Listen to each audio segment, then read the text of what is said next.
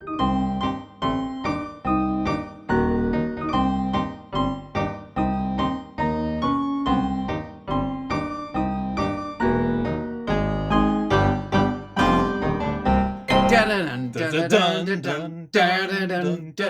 want to know what love is. Welcome to Finding Monster Right, the show about finding monsters, right? Right.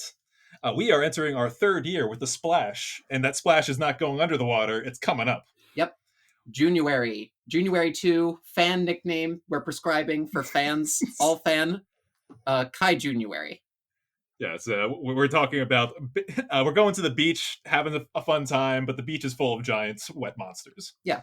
And who better to celebrate these kaiju than Kaiju Weekly Podcast? Woo! The one, the only, Travis. Yeah. Whoa. I want to Hang on. know what Singular. love is. I know you I can was show promised- me. Oh, shut up, Michael. I I was was singing. promised- I was promised to be on the bill first. Okay, Oh, okay, let's start over. Okay. Yeah.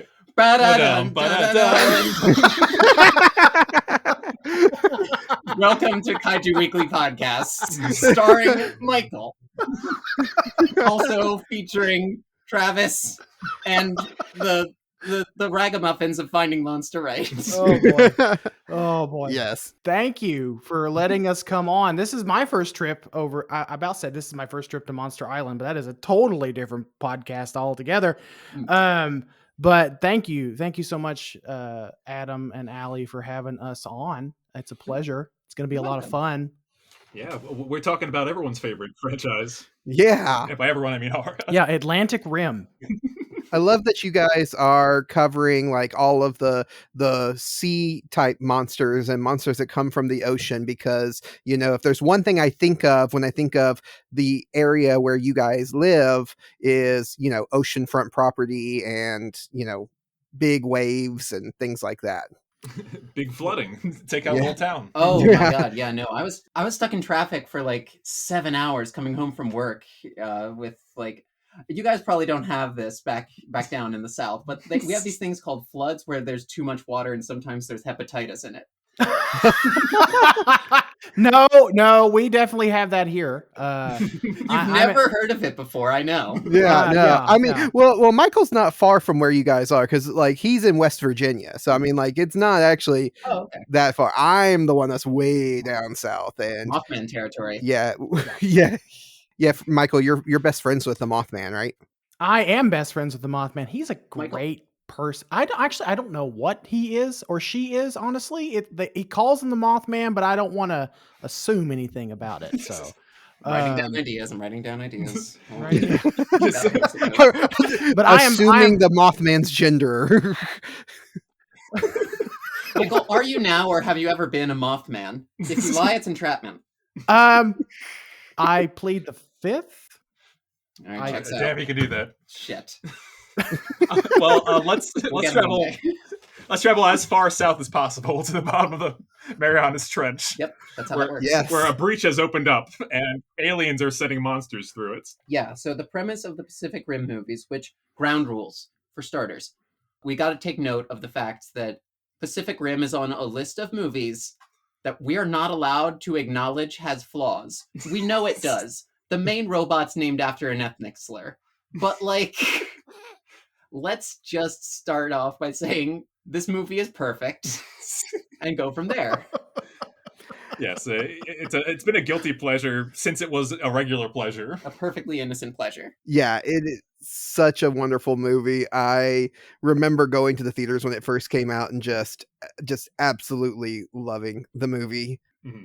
The first time I saw it was at college. Like they had an on-campus showing, and the guy in front of me had a very visceral reactions to every cool thing that happened on the screen. Like when Striker Eureka reveals all the cannons in his chest, he like punched up in the air. When the sword came out, he starts like clapping and like He's just like, he just gave like one big clap and like, I don't know how to describe it, but the way you always do it is like you start off with your hands in one like northwest and like take it down to southeast with a clap. Like, just a whole body clap. yeah. Yeah, yeah. When the sword came out, he raised his arms, and someone had to tell him to lower his arms. Like put your arms like Down in front. visceral reaction. Yeah. Don't step on his dreams. So, but the part of the Pacific Rim movies that we're zooming in on is specifically the aliens, the Precursors. Mhm. We're going to return to sender an open letter to Pacific Rim aliens. Featuring Kaiju Weekly Podcast. Yeah. So Oh, let's talk about all the different stages of the aliens' plans. yes. Stage 1 is, oh man, we found this universe, but shit. Fuck, it's full of dinosaurs. There's nothing but dinos here. Damn it. Too many dinos. Top to bottom, nothing but dinos. Or maybe they made the dinosaurs. I'm not sure. Maybe they're like not enough dinos. That's what I'm trying to understand from the info that we get. It doesn't outright say the Precursors it created the dinosaurs, but it doesn't not say that in all of the expanded material. No, the dinosaurs were created by Al Gore. Everyone knows that the dinosaurs were created by Al Gore. I don't know why this is disputable fact. Okay. You know what? I'll take it. For some reason, Al Gore sounded like a kaiju name to me, like as one word, Al Gore. I forgot it's Al Gore, a person's name. Oh yeah. It's not Al Gore, not the failed presidential candidate, Al Gore, as in like the Goldar's ugly cousin once removed. I like the idea. All Gore is a Jaeger name. Yeah. Can't be a Jaeger name. Like, it can't be. You don't like the word all? Okay, maybe. It would be Alistar Gore. Okay, real quick. Okay, we can't fall into a Birdkeeper Toby problem where we just talk about, like, we're already all experts on this movie. We got to talk to the people that don't know what Pacific Rim is. True. Pacific Rim is a 2013 movie by the best. Pacific Rim is a 2-hour music video for the best goddamn soundtrack that has ever been put to celluloid. I mean, I don't dispute that fact. Checks out. It's so good. It's a real jammin' one made by a guy who went on to do nothing else. He never scored another important movie in his life. Right, Ramin Djawadi, who's he did the first Iron Man movie. He did Eternals. He did Game of Thrones. He did Westworld. And he did the music that plays in my heart. Yeah, it's big, it's powerful. It's Game of Thrones is what came to my mind. Like, yeah, no, you may have heard of him before. Just slightly. Actually, I did not know that he scored that the guy that scored this did Game of Thrones as well. I've been watching through Game of Thrones lately, and I just never put those two. I never put two and two together. It's a little difficult to parse because there's also a lot of, like, obviously, like, it's a sci-fi property versus a fantasy property, so your instrumentation is going to be different. But one of the most significant ways that is like there's a lot of Tom Morello distortion in the Pacific Rim score. So there's like a lot of the I'll put that in post. Okay, I'll put in the real music in post. Sure.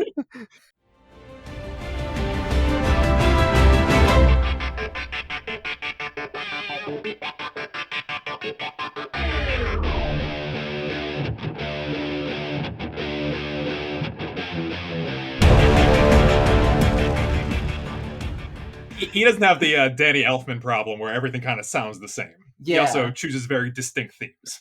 Danny Elfman be all like, I'm not gonna do that again. No, sorry.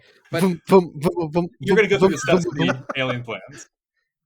Yes. So part 1 of the alien plan. This is Halloween. That sounded exactly like this. That's Danny Elfman, Never mind, isn't it? Forget it. Yes. Okay. Yes. Yeah. So I'm a musical prodigy. Okay. Yes. Good. Okay. We've already established this. Okay. Part 1, even much dinosaurs are not enough. Part 2. Part 2 is we're going to show up in 2013 and attack San Francisco, and then we're just going to keep sending in like some little guys, and then like they're little guys, but they're just really big guys. But then you get into like the really, really big guys, and then by like 2020, we're really coming in full swing, and then like by like 2024, there's just like, you know, multiple huge guys coming in. We got to build really big robots, and we got to punch them. We got to punch them really good, and they close the breach, and the one of the main guys is named Marshall Stacker Pentecost. Stacker Pentecost. The only thing you need to know about this movie is that the main robot has rockets in its elbows so it can punch harder. Yes. Yes. Which it seems to be a standard feature in most of them, because I swear there was at least 2 of them in the sequel that had the same thing. Yeah, they figured out it worked. They're like, Yeah. nothing's better for kicking kaiju ass than rocket elbows. Yeah. Exactly. Now, movie I have not seen, Mhm. but I have seen enough about it that I don't care for spoilers, but Pacific Rim Uprising, the second installment. It's Oh. a masterpiece of the franchise. The really the Empire Strikes Back of the Pacific Rim franchise. The video essay that I saw recapping it. Whoa, I like Empire though, Travis. Come on. The video essay I saw recapping it was more favorable than I was expecting, to the point where, okay, maybe I'll give it a chance. But also, everything else I've heard has been bad. And it's certainly not as good as the first one. I do want to say, I know your podcast is not exactly a movie review podcast. Check out Kaiju Weekly if you want to hear reviews of movies. Ours is not really a movie review podcast either, Travis. We're just 2 idiots that talk about stuff. That's our shtick. but I feel like that's most podcasts. Like, that's just like a whole genre of podcasting is like 2 idiots that just talk about stuff. But That's not fair. Sometimes it's 3 idiots. True. I do think that Pacific Rim Uprising gets a bad rap. It is not as good as the first one, obviously. But I went into it, much like Allie, I went into it with this kind of like preconceived notion of, oh man, it's going to be bad. Everybody keeps telling me it's bad. I keep hearing all this bad stuff about it. And actually, I enjoyed it. I actually had a lot of fun with it. So, maybe people should give it a second watch if you didn't like it the first time, or give it a watch if you passed on it. I think it's actually pretty good. I was in a similar boat during my watching it. It was like, it was a bottom of the list. I'm like, oh god, this is going to be awful. And then I was like, oh, surprised. Yeah, I think it might be like, maybe it's a question of expectations, because after the first movie, your expectations are goddamn at the moon, and then like after you hear about how bad it is, your expectations are like, oh, this is going to be some like amazing Spider-Man 2, right? Which was also okay. Yeah, not great. Another movie that like, I mean, I went into it knowing what all like the little fanboy criticisms were of it, and I'm thinking these it can't be that bad, because I went into it determined, like, I'm gonna find something good to say about this fucking movie, because I'm gonna prove all these idiots wrong. Sorry, I don't know, I shouldn't have dropped the F-bomb. No problem. I'm sorry. You fucking do it. Yeah. I'm gonna find something good to say about this damn movie, regardless of what these idiots on the internet say. So that was how I went into watching Pacific Rim Uprising, and there is a lot to like about it. Does it have the same weight and everything that made the first Pacific Rim so fantastic? No. Is it kind of a little bit more watered down version of what of the magic that was the original Pacific Rim? Kinda. Is the acting a little bit lackluster? Yeah, but giant robots punching monsters, that's all you really need.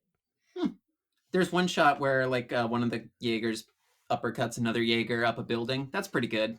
Yeah. Mm-hmm. Yeah.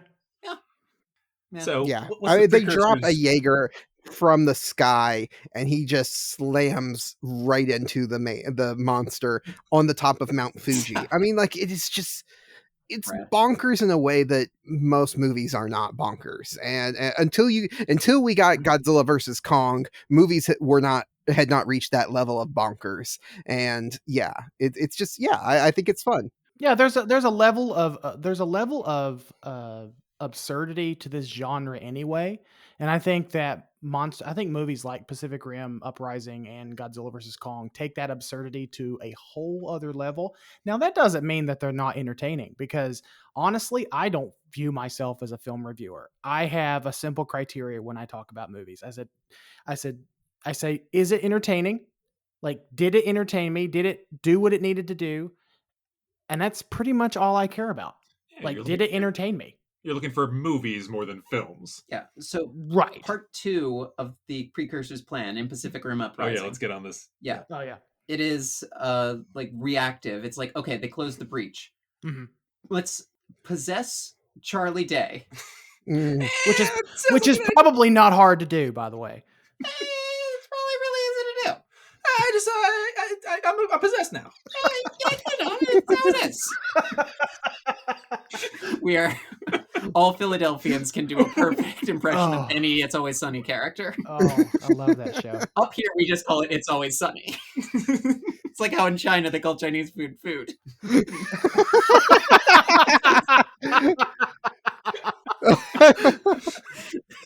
Oh boy. But yeah, no, they're like, he's got the brain that we want, and that kind of you have to kind of you assume that they saw the first movie through like a filter and they connected some dots behind the scenes. At some point, he drifts with a kaiju brain again, and I Want to Know What Love Is by Foreigner plays, hence my joke at the beginning. Is the most beautiful scene in this entire movie. It just I believe it. Apparently that was Del Toro's fingerprints behind that. Never has a Foreigner song been used so gloriously in a movie, except for in that really crazy rock opera musical with Tom Cruise in it, Rock of Ages. Okay, I guess I'm the only person who's... No, I've seen Rock of Ages. I've seen Rock of... That's the one with that's the one with Marky Mark, and he plays like a deadbeat hair metal band singer. Is that the one? No, it's Tom Cruise who plays the deadbeat. Oh, okay. So never mind. You're talking about the guy from the Bond franchise. Gotcha. Okay. I apologize. I did not put Rock of Ages on our bingo sheets.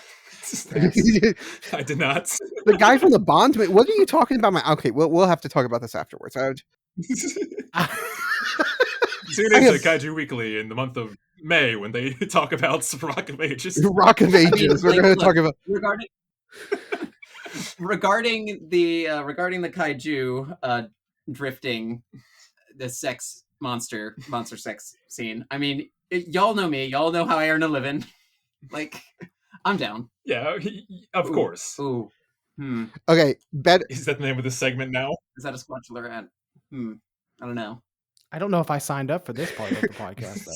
Oh, honey, this is like 90% of it. Better monster sex scene, this one or Shape of Water? Oh, this one by far.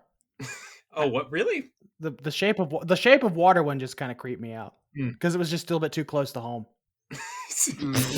Yeah, I hear that happens in the South. By South, I mean like a mile, like an hour south. An hour south of where you are. Yeah. Michael just having flashbacks to his ex-wife. Oh, that's not far. Low off. blow. It definitely happens like an hour or two south of where Travis lives, in the Gulf of Mexico. Yes. Actually, I think that's where most of my cousins came from was the Shape of Water scene. Oh, there's an H.P. Lovecraft story about that. Anyway. Shadow over Biloxi. This is why you don't invite Kaiju Weekly onto your podcast. This is the type of craziness that you get. Yeah, no, we know you're the bad boys of monster podcasting. Yeah. Actually, no, we have another. Okay, yeah, sure. All right. Travis, who never curses, and Michael, the guy who owns 2 cats. Michael, we're the bad boys. The guy, undisputed bad boys of monster podcasting. Yeah.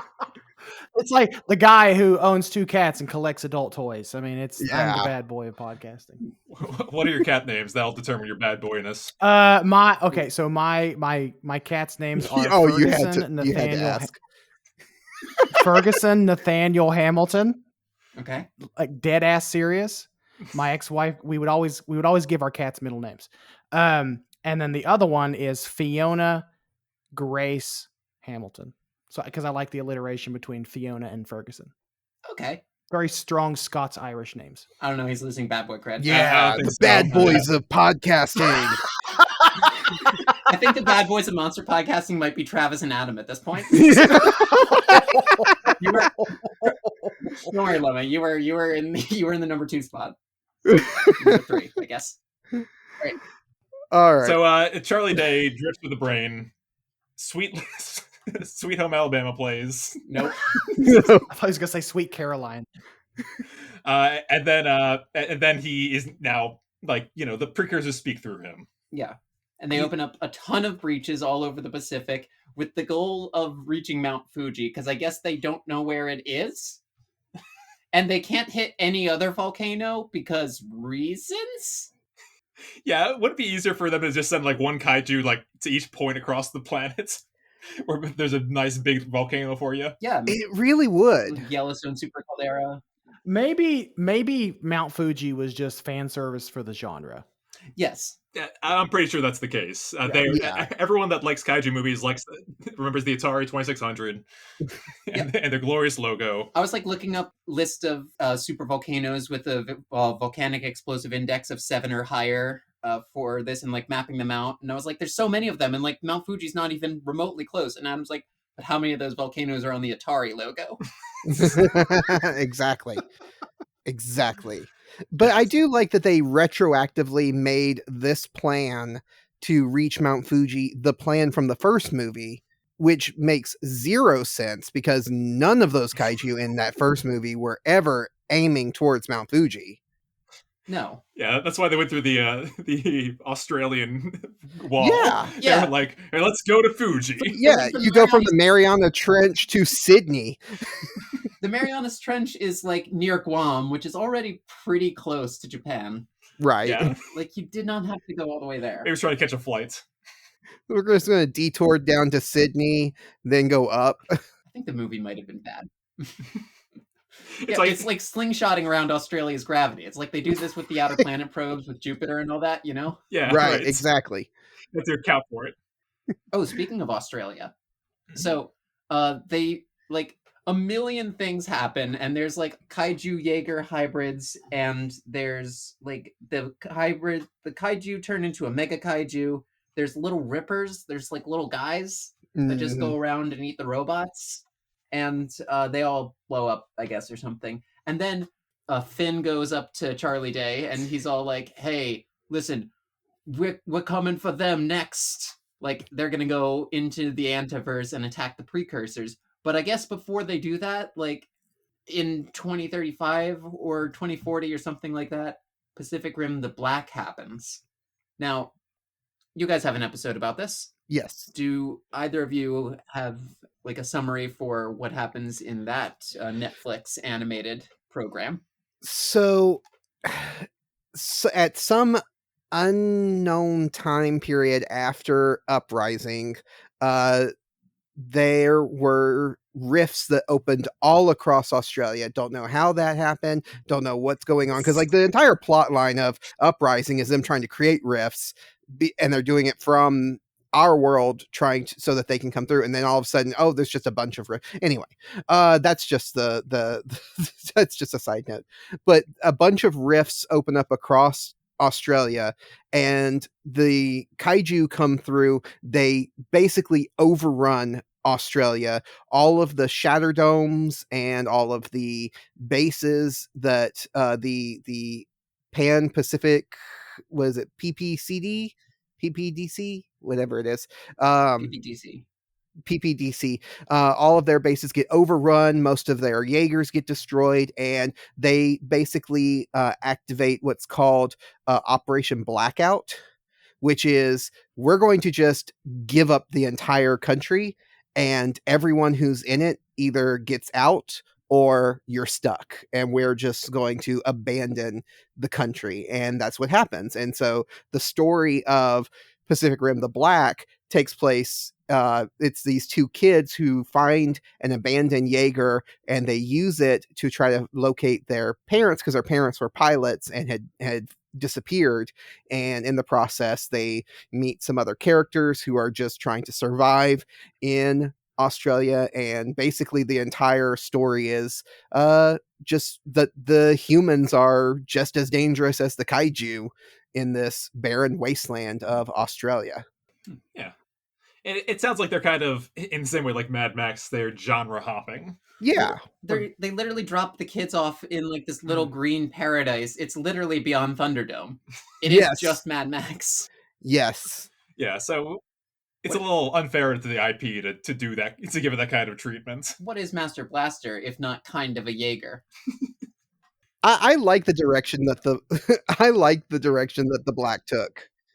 Yeah, I really enjoyed the Black too. Like it was, I thought the Black, what it did well was merge the two stories of the original film and Uprising.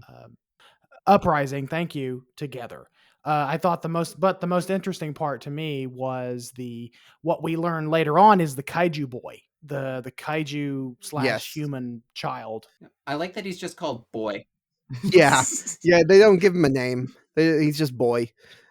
Yeah, and we find out that the Precursors, these aliens who've been sending kaiju, have suddenly decided to merge kaiju and human DNA to create this hybrid that can basically, like a Terminator, can disguise itself as a human until it reaches its target, and then all of a sudden activate its its programming and become a kaiju and destroy what's left of human civilization.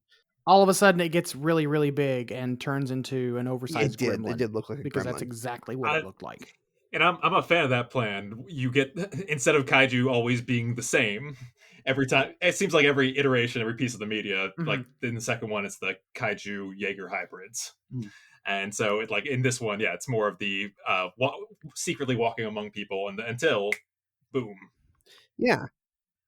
Well, that just seems like the most logical evolution of the plan, right? To evolve. Yeah. Okay, so they tried to invade Earth by just sending giant monsters. That didn't work. They tried to merge with the Jaegers. That didn't quite work. And now they're going to infiltrate Earth and take over by mimicking us. You mentioned Terminators. It's kind of like Skynet's plan, but backwards. If you're going through the canon of the movies. Instead of just sending robots, they're just now sending hybrid type things. I imagine a future film where there's just giant robots that they send back in time. No, yeah, exactly. It is kind of the reverse of the Terminator because you are kind of going. Well, I don't know, because the Terminator Skynet did basically like drop big, humongous bombs to wipe out most of humanity, which is kind of like the parallel to that is dropping these giant kaiju on populated cities to wipe out most of the people there, and then slowly working its way down to now you have Terminators who are disguised as humans because there's small pockets of human resistance that they have to infiltrate and destroy from within, and that's kind of what they're building towards in the Black. And I think that makes sense if you're going in that direction of small pockets of humanity resisting the after you've already had the big war. The war is over. Now it's the espionage part of it. Well, now, frustratingly, Boy does have like blue hair and bright red eyes. And I feel like that's kind of a giveaway. I feel like I found... I mean... It is an anime. I mean, it's not normal. Yes. It's an anime. Even in anime, they don't have red eyes. Yeah, that's true. They find him in a tube of green liquid underneath a base. So, I mean, you kind of know there's something wrong with this kid from the beginning. And it's not wrong in like a good way. That's actually how Adam and I met. You were just in a vat. Oh, I was in the vat. I was in the vat? Yeah. I want to be in the vat. God, you're in the vat. There was a glass wall between us. We understood. It's undecided which one was in the goo. Yeah. Sounds like a very lovely story, guys. It does. Not creepy at all. Someone was in the goo and got out of the goo and started podcasting. Yeah. Yeah. Well, there's the secret of the goo is out then. That's how you podcasters were born, right? Yeah. That's where that's how we get our co-hosts on our podcasts. We just grow them inside tubes. We were all born from tubes inside Mark Maron's basement. That's how podcasting works. So we have all the pieces of the puzzle of the Precursors plan here. Yes. About how they've have slowly been adapting and sending different monster shapes Mhm. across the breach or growing them over here on our side. Yeah, so let's talk about, if you're the Precursors, how do you defeat humanity? I think each of us have our own ideas. Michael, why don't you start? How do I personally defeat humanity? Yeah. Oh, by releasing a bioengineered virus into the world, All right. and then Before we and get then demonetized, we're not monetized. Wait, Yeah. maybe can't demonetize what you You can't bleed a stone. come for me, Google.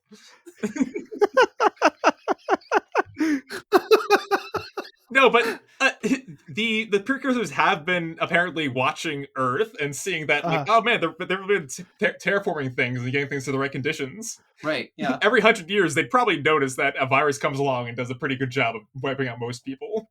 It's true. It's Yeah. true. You know, if I were aliens and I wanted to destroy humanity, I would create something called social media and make everyone fight each other on there, and then eventually hate one another. What Snaps. What color are Mark Zuckerberg's eyes and hair? They are green. Wait, that's not. I can't say that. I can't otherize, like, green eyes, a monster.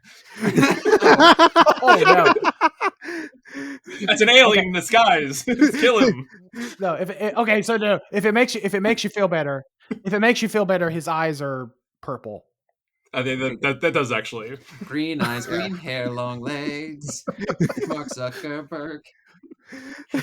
Okay, social media, good tactic. Do yourselves a favor, look up Green Eyes, Red Hair, Long Legs by Gaelic Storm. It's a really good song. I know Gaelic Storm. Oh. Yeah, okay. But no, so... You want to posit your plan, or you want to throw it to Travis? I'm going to throw it to Travis, because... okay, yeah, Popcorn Travis. Popcorn Travis. Yeah, we're going to do Popcorn Travis. Okay. I mean, like, I want to say, like, go the route of They Live and, like, take over media and just kind of, like, subliminally control people with, with these messages hidden. But really, honestly, if I wanted to just wipe out humanity, and I've been trying or been waiting millions of years like the Precursors supposedly have, just wait another 2,000 years and humanity will wipe itself out. Yeah, they last tried like 1 million years before, like 2 million years, or dinosaur era. Yeah, it's like we've been waiting for 65 million years. What's another 2,000 years? Because really, I give it 2,000 years, humanity is done for. Yeah, you didn't just give it. Honestly, like, we didn't have robots 100 years ago. We didn't have robots like 30 years ago. Their timing, it couldn't be worse. Well, they need pollution. Oh, okay. I think. Well, like, I mean, honestly, I give him like 5 or 10. Yeah. Years? 5 or 10 years left for us, I think.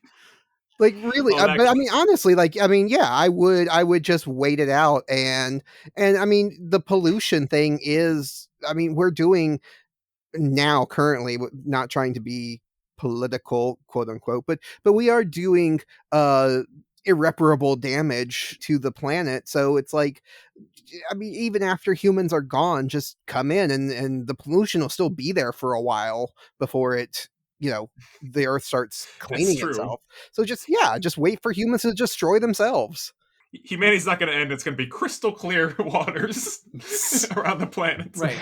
I think that's my plan would be they got the breach going the wrong way.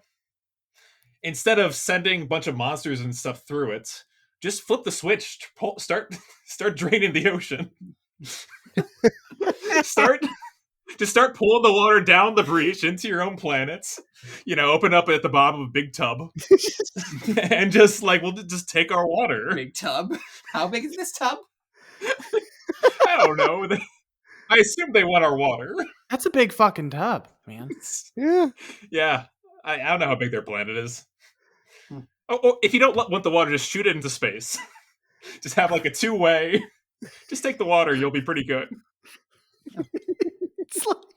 It's this sounds totally stupid, but I'm seeing as you're talking, you'll see in television like the guys or the people that put the tube down the gas tank and they'll suck on it for a minute and to get all the and to drain the gas out. I love that show. Yeah. Anyway, My favorite Siphon TV Dynasty. show. siphon. Yeah, they'll siphon gas that way. For some reason, I'm just picturing like giant aliens, like with a giant tube, like sucking all of our water out. I don't know. This is getting really weird. That's what they need. They can make giant monsters. Just have them like man the like push the wheel around that sucks it through. Just like almost like the bellows of just pumping, just pumping the thing through. Yeah. I'm just picturing now, what's his name?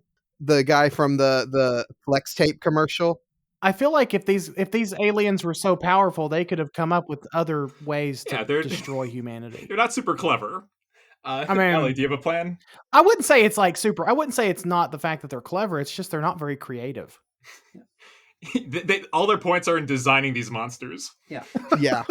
Well, speaking of, my plan is I'm just going to send a bunch of big monsters through to attack coastal settlements. Y'all are freaks. What are you all on about? There was a straw and like Facebook. I'm sorry. I'm fighting big monsters. I'm sorry, Allie, but that sounds like the laziest plan I have ever heard. That would never work. Never. Well, I didn't think about it that hard. Look, an alien My plan civilization sending a giant straw through to suck out all of the water from our oceans. I would watch that movie. Come on. Okay, yeah.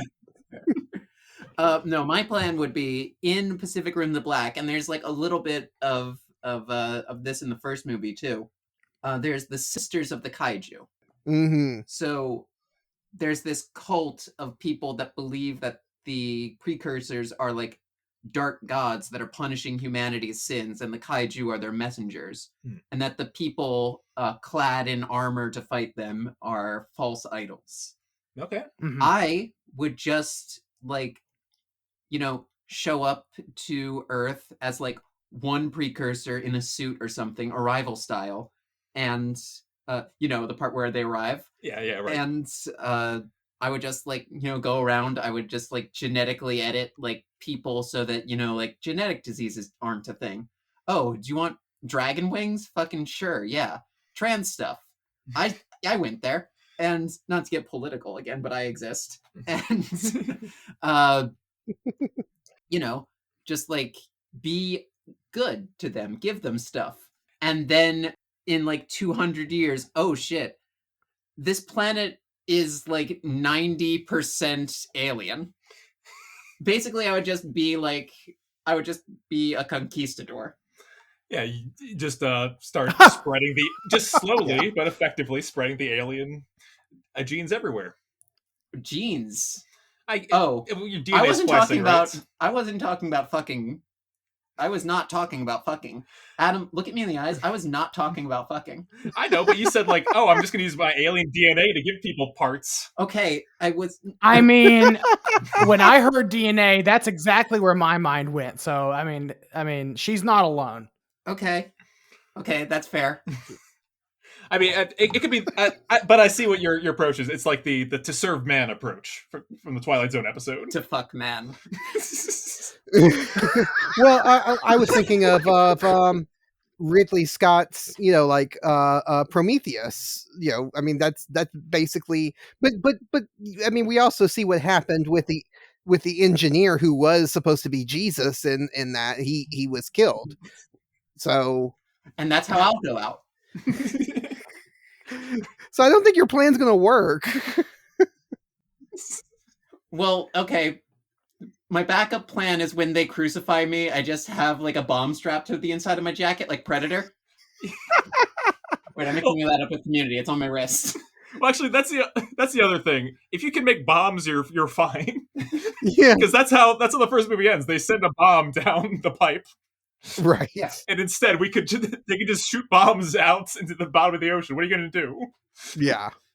So I love the gambit that we have of our plans. So we have religion and crossbreeding. We have Facebook. We have just sitting back and waiting, and giant straw. What if we did them all at once? Oh no! Only I can save you from the giant straw. There might be some good synergy there. Come, follow me on Facebook. Follow me on Facebook, and I will genetically edit you so you can survive without water. Yeah. Yeah, this is all right. And then it's just at that point, it's just a waiting game. Eventually, Yeah, comes to fruition.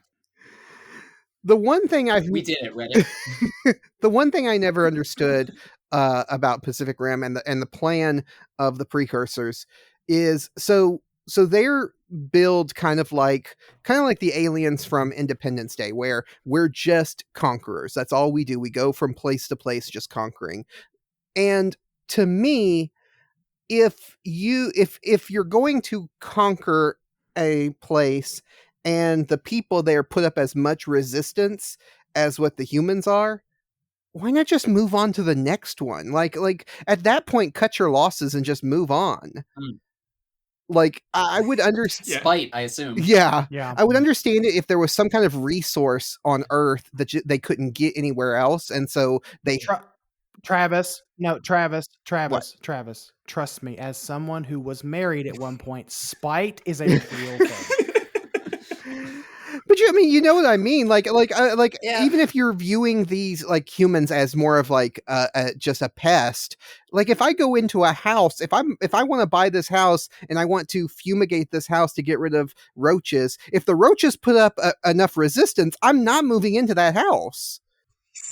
If the roaches have if the Little roaches put a robots. tent around you and start fumigating you. If the roaches start fighting back with like machines and stuff, I'm giving Rocket up. elbows and swords. I'm cutting my losses and moving on to the next house. Yeah, I agree. I think the flaw of the logic is you assume that there's other houses out there. True. But You assume this is not just like one house in a whole country. Well, okay, True. but they do talk about how they keep hopping from planet to planet. yes, That's true. Yeah, it does mention that. Mm-hmm. Yeah, maybe they are. Maybe this is just how it goes down here. Yeah, or like oh wait, hang on. Earth's tough. Let's come back to this later, like a video game. Like let's wait till we're a higher level. Yeah. Oh, okay, yeah. But then there's also. So I want to bring this up. So at the end of Pacific Rim Uprising, like Finn from Star Wars is like, "Hey, by the way, I'm totally straight, and also, we're going to come for them. We're gonna beat them up, yes, sir. I'm Toby, and so we have a friend named Toby who's very British. So, reigning king of PokeTube, like the breach that goes from the Antiverse to Earth." Like, that's like their factory planet, right? Like, that's not like the capital of aliens. Like, if you send Jaegers through there to beat them up, like, you're just gonna blow up like a warehouse. Right. And Yeah, that's not war. That's just blowing up a warehouse for fun. Yeah, I can see that. Yeah. Like, you don't know what you're hitting. You don't have a map of their universe. Of course, in the same way that like it's the Jurassic Park problem. It's like where they're like, "Oh, we're done with that one island. We're good. It's solved." And then there's just a whole There's another archipelago. island. Yeah, listen. That's equal fodder, and I agree with that. If the Jaegers do travel through a breach and go to the precursor planet, what's your plan? Right. Yeah, What's the Jaegers' plan? you don't know what you're hitting. Right. Exactly. You'll know how their structure works. No, they just need to find on the other side. There's a mountain that if they can blow up a bomb near that mountain, it'll set off a chain reaction of other mountains in the antiverse. God. And so we'll just keep sending Jaegers to go towards that mountain until one finally reaches it. It's called Pacific Rim Down Sinking. It's the exact same movie, just the roles are reversed. Yeah, it's Pacific Rim but flipped.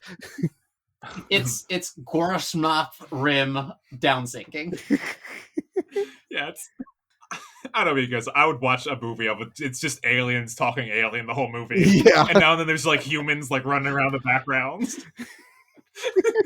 There's like, I actually really want to see that. What if the humans start winning, and then there's a perspective flip, and Yeah. there's like aliens fighting with sticks to see who gets to pilot the kaiju? Yeah, exactly. Well, it's like instead of like the building robots, it's like the Jaegers are having like a training day, like like energy between them. It's the giant kaiju like fighting each other and arguing internally Oh, okay. about who's gonna go fight the robots. No, you go fight him. I don't want to fight him. You go fight him.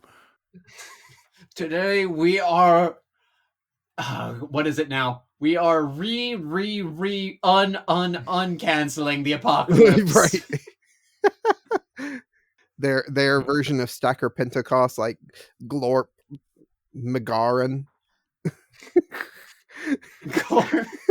Which sounds really cool in Precursors. Yeah, it's like the most awesome name in their language. And he's still portrayed by Idris Elba. Yeah, still Idris Elba. Just voicing him now in like a Knuckles the way. I mean, if Idris Elba can bring a sex appeal to Knuckles the Echidna, then imagine what he can do as one of the Precursors. Wait, hang on. Knuckles the Echidna has sex appeal? He does when Idris Elba's voicing him. Have you seen the new trailer? No, I haven't seen the new trailer yet. Then you have to catch up. Because I thought the original Sonic movie was garbage. Oh, whoa. Ooh. I will say, as soon as you said, imagine what Idris Elba can do as a giant monster, my eyes got the widest. It's like, oh my god. Like, yes, Daddy. I please. mean, Idris Elba is a beautiful. Idris Elba is a beautiful man. I'm not gonna lie about that. Also, Michael, I will send you a clip of Travis saying "Yes, Daddy, please." No. He has clips of that already. No, I actually don't. I have a lot. We have a lot of clips. Do voicemails count as clips? My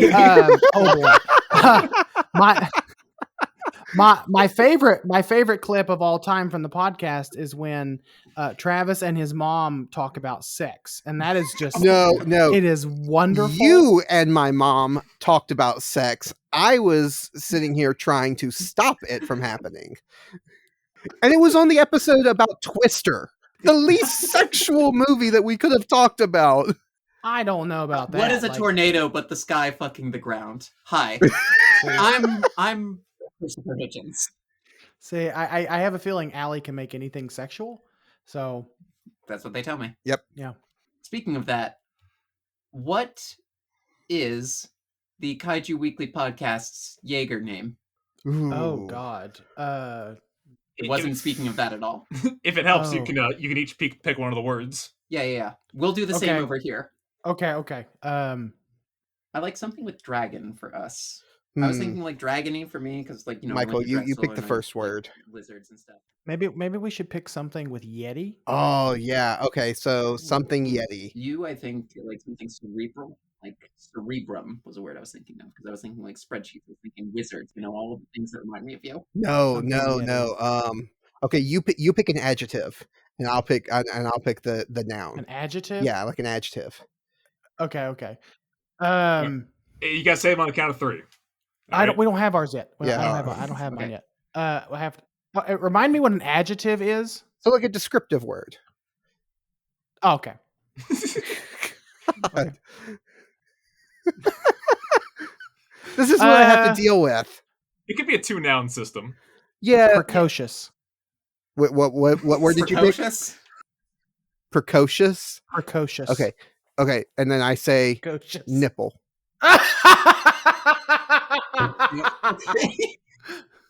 All right, are you ready? Okay.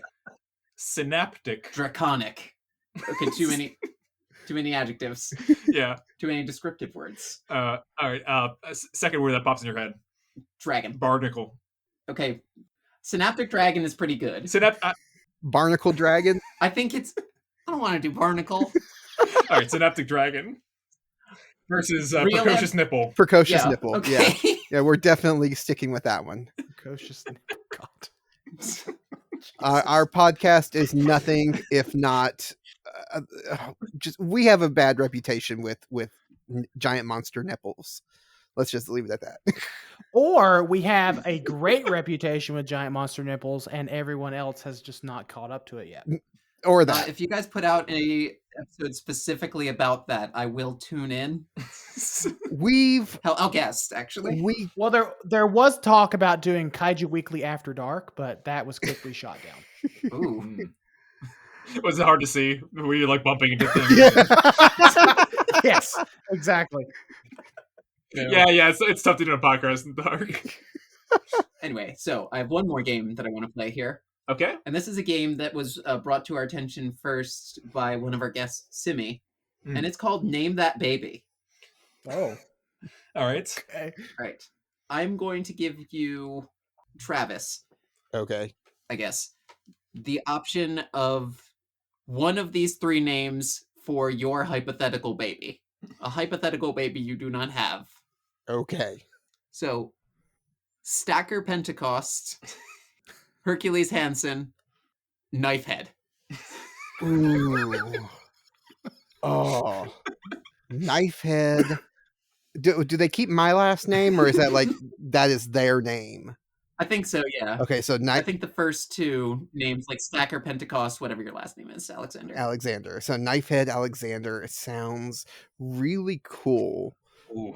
I I don't think you would get in trouble at the like on the playground. No. Yo, knife it over there. Just Yeah. kills it. Dodgeball. Just nobody messes with Knifehead. although that sounds like the kind of nickname you'd get from a bad accident. Like, yeah, we call him Knifehead. He had an accident last summer, and that's why we call him Knifehead. Or Travis, it's the nickname they give him because you forgot to turn him when he was a baby, so his skull just kind of grew like that. I think any of these scenarios, my kid's still going to be named Knifehead. So Knifehead is probably like any of these scenarios sounds right. Right. Okay. So I'm assuming I'm next. So, I'm gonna go with the alliteration: Hercules, Hansen, Hamilton. Ooh. Triple H's. Triple H. One more, and you guys can race horses. All right, now you guys give us three. Oh, Oh. okay. Ah, Wow. Let's do that. Let's do it yeah, that I way. like that system. Okay. Okay. One of them okay. should be Shatterdome. Yes, Shatterdome. This is bad. Does this I'm have sorry, I'm does sorry, this have to be from Pacific Rim, or can it be from anything? I think it has to be from Pacific Rim. This is the conceit of the thing. Of We'll like, accept Pacific Rim 2. Okay. Scott Eastwood. Okay. Scott, Technically, yeah, I'll accept that. Scott Eastwood. That is the least Pacific Rim name I've ever heard. That's who played Nate in this movie. And yeah, it was okay. So you've got Newt. Oh, okay. You've got Newt. Hannibal Chow. Hannibal Chow. Yeah, very good. Yeah, that's a good one. And let's say Mako or Mako Mori. Well, we'll go with her full name, Mako Mori. No, okay, no. Okay, no. Let's do this. Let's do Newt, Hannibal Chow, and Engineer Number 1. Okay. I kind of like that second one better just because like I do like Mako Mori, but like if it's my kid, Yeah, like that's gonna be some explaining. That's not a good look. That's called cultural appropriation. Well, you just have to explain a few things beforehand. Like, yeah, but I did a podcast. We had this game, and now I had to name my child that. It's just a thing. We made a bet after who won Kong versus Godzilla. Right. And it was all downhill from there. I'm still mad about that. Our boy. Let's see. I think I gotta go Hannibal Chow Homiak. Yeah, it's pretty cool. It's pretty cool. But Newt. I'm accepting nothing else than Engineer Number 1 Lemma. Okay. Yeah, fair. Yeah, that's pretty on brand. You Yeah. are an engineer and you are number 1. Yep. Number 1 in all of our hearts. That was a fun game. I enjoyed that time. Yeah. All right. You guys ready to take Pacific Rim to the final rating place? Sure. Yeah. Let's talk about the precursors as monsters, right? Yeah. Does that also include the kaiju that they send? I think to be fair, we should just rank the precursors because otherwise that's too many things to rank. Just the aliens that send the monsters over for the Jaegers to fight. How do you rank them? I mean, where do you go from here? Like, what's next? You took out Australia. Great, cool. Can you do that a second time? What continents have you decimated for me lately? Hmm. You think they only got the one trick? Yeah, really. Like, I don't know, do anything else. Do Facebook, do a big straw, do a religion. Do nothing. Like, Yeah, Just sit on your ass and eat bonbons all day. yeah, for 2,000 years. their system is one-way mail, Mm, and it kind of sucks. that's why it's Return to Sender. We're returning them. I'm going to go ahead and say like a 3 out of 10. Do better. See me after class. I think they get points for making monsters.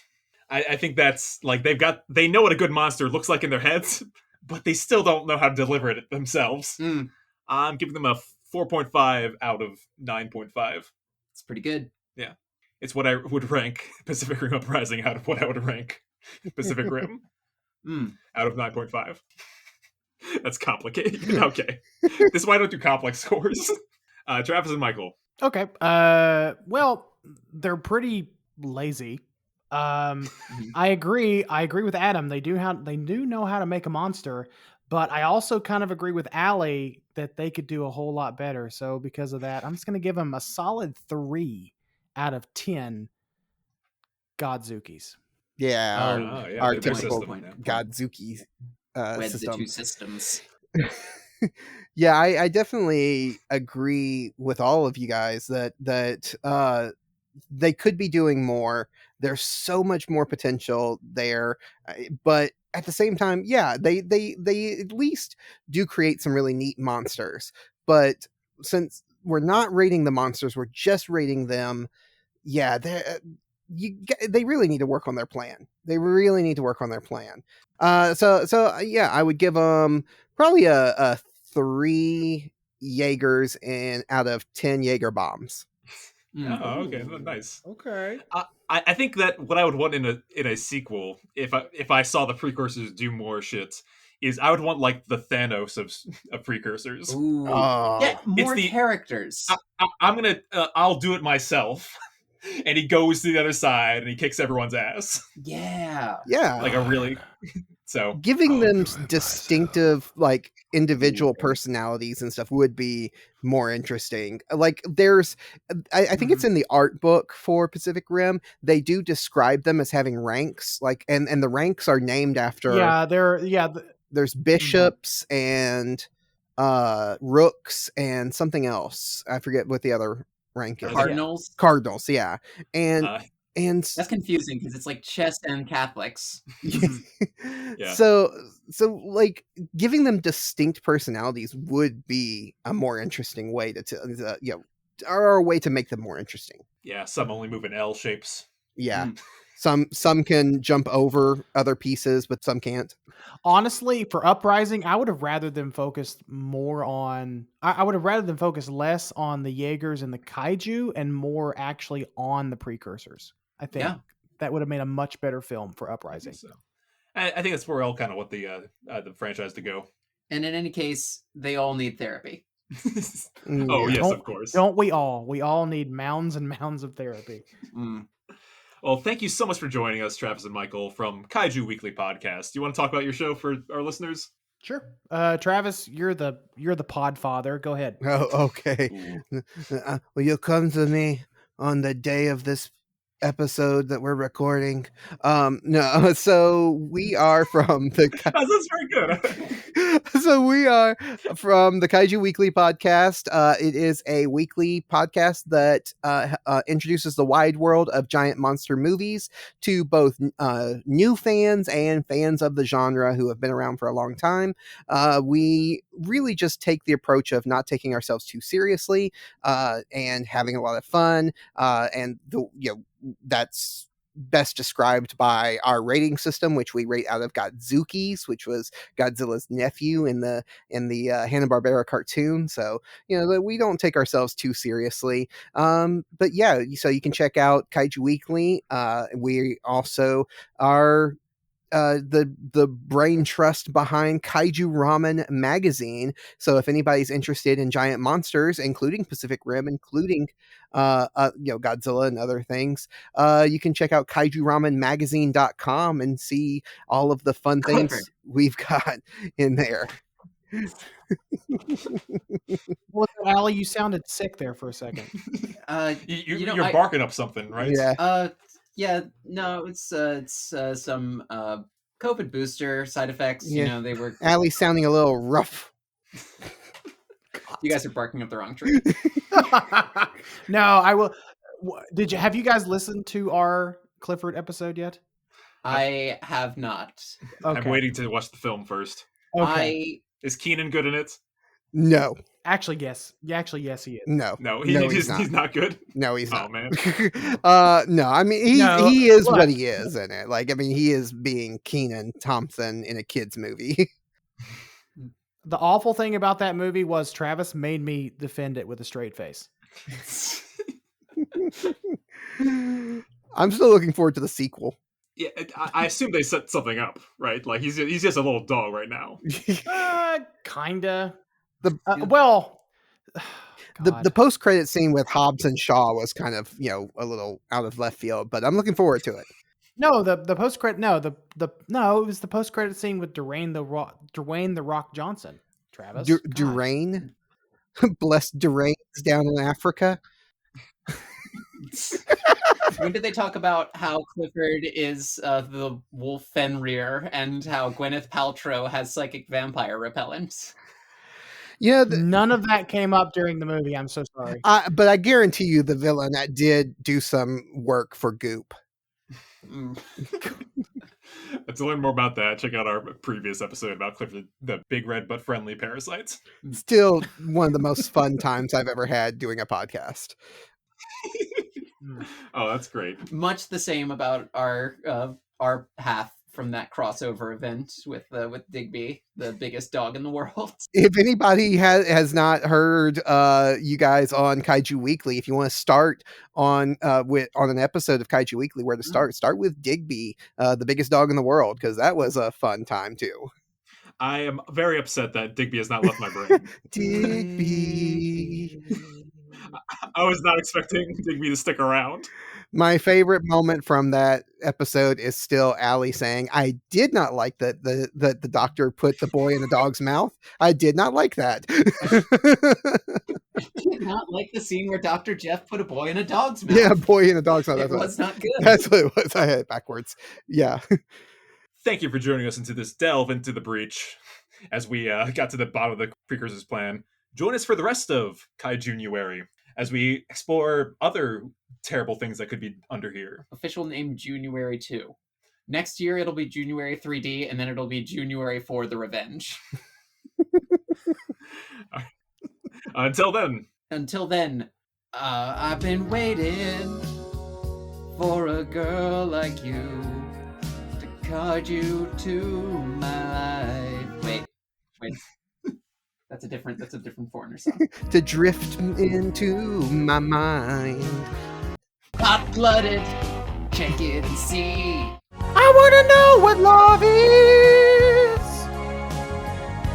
and I want you to show me. Okay, I had to get mine in there too. Okay, good. Good, we all know Foreigner, the band.